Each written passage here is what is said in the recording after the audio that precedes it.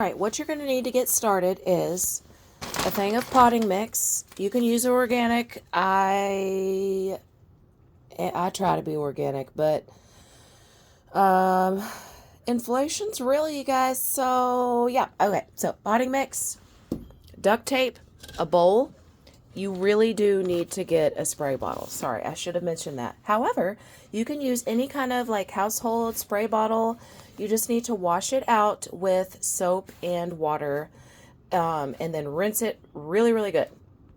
Okay, a milk jug, water jug, whatever. Again, you're going to need to wash it with soap and water. I use Dawn, and then rinse it super good. Some water, a spoon, your seeds, some sort of knife to cut, and some jams.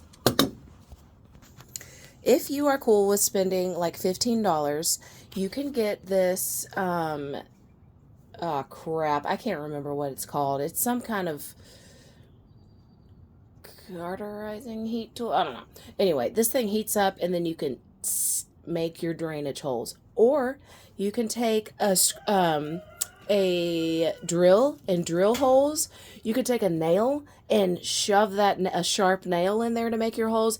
You can make your holes without this, but this does make it easy, especially if you really want to garden. I absolutely recommend this, and they're quite cheap. It's some kind of burning tool for like wood and stuff, but it makes great holes. All right, I learned this the hard way, but when you're preparing your soil, I used to put my soil in containers and then would add water, but the water would drain out of the holes, and it was just a thing. So the best way to Hi, I'm Joanna, and I speak English.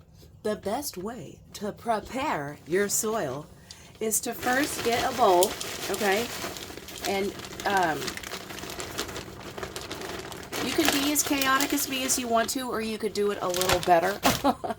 And then you're going to get your water, and guess what? You're going to just make kind of like a real thick pancake batter, honey. Okay, so I poured my water in there, and then I'm going to stir this all up real good. It's better to add less water and then add more soil. The puppy is driving me crazy today. Okay, so you just want to get a nice, good consistency. It's not real soupy. That looks a little bit wet. I could add some more. Whatever. So prepare your soil. Next up, let's prepare a container. This is going to be fun. Me trying to do this in video because I can't. I've tried 79 ways to place my camera. And look, it's... Okay, hang on a second. Alright, we'll just do it with this terrible angle. Okay, so what I want to point out here is you don't cut it all the way through. You're going to leave a space here that you don't cut to where it is still open, okay? So right here where this is, I'm going to start about right there, okay? And I'm just going to cut around with my little knife. And you're going to have to bear with me because the way that I have my phone right now, I can't just easily pause it. So I'm just cutting around, and you need to be careful, okay? Don't cut your finger off all the way until I'm at the other side. And now look, it'll open, okay? There's still some water in there where I rinsed it. And next up, we're going to drill holes, or melt holes, whatever. I'm going to put some on here, and then I put some around the bottom. But I'm still waiting for my little thing to heat up, so hang on a second. Okay, my tool is now hot, so I'm going to take my container and watch how easy this is. Maybe. You just do some holes down here. I usually have a little bit more rhyme and reason for my holes. I try to kind of spread them apart a little bit, but for today, we're just going to throw them in there. So we put some on the bottom here. A good YouTuber or whatever would like speed this process up, but I'm not going to do that. I don't really know how. I don't know. I might. Probably not. I put some on the side because she does. Because you definitely don't want them to get soggy. That made a big old hole there. Okay, you also obviously which I shouldn't say that, but you have to have clear container. You can't get like a white jug or any kind of colored jug. It needs to be like clear or whatever that other word is called. Okay? And then we're going to fill it with soil. Don't forget to put your blade back down and turn off your heat. Your heated tool, I mean. Okay, so you're going to fill up your pot. You definitely want enough soil in there so that, you know, we're starting them essentially like a month before we can get them out in the ground. Because you want to wait until your last frost date before you open these up and stick them in the ground. So I put a decent amount of soil in there. And then with your seeds, okay, what's really important about your seeds is you need to know how deep you need to plant them, and you need to know if they require light to germinate. So if they require light to germinate, that means that you can't cover them with soil or they won't germinate. I did not know that for a while, okay? So I have chosen to do Cosmos and California Poppy. I would also stick to one, but I know what they look like now, so both of these require light to germinate. I don't know. I think I'm just going to do the poppies because Cosmos can get really tall. The poppies don't get that tall.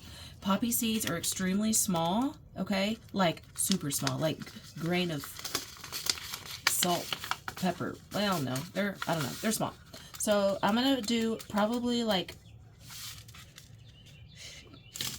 I would do maybe like 6 on this, okay? And you're going to want to spread them around a little bit. And I'm just kind of like sprinkling them, making sure that they get somewhere. Actually, I'm doing like 10, but you do whatever you want to do, okay? Because, I don't know, maybe some of them won't germinate. So I'm going to sprinkle them on top because they need light to germinate. And then I'm going to take the back of my hand. I'm just going to press down gently while also letting them know that I love them, honey. Okay, so we've got those planted.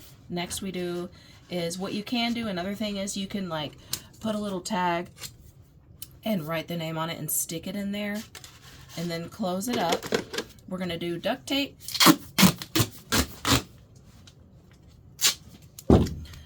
And you're going to want to match your thing back, okay? And then I'm going to take my Sharpie and write on the top. And I'm going to press my little edges in. I do like 2 things of duct tape just because, and sometimes that, you'll have a side that like sticks in. I'm just going to force it to work. Get in there. Yeah, sometimes it can get a little wonky. But you know what doesn't get wonky? A big freaking... these are my favorite to winter selling. So, I'm going to have to do another thing up top because I have gaps right here. And you don't want gaps because it's supposed to be like a greenhouse. So, I'm going to come up top.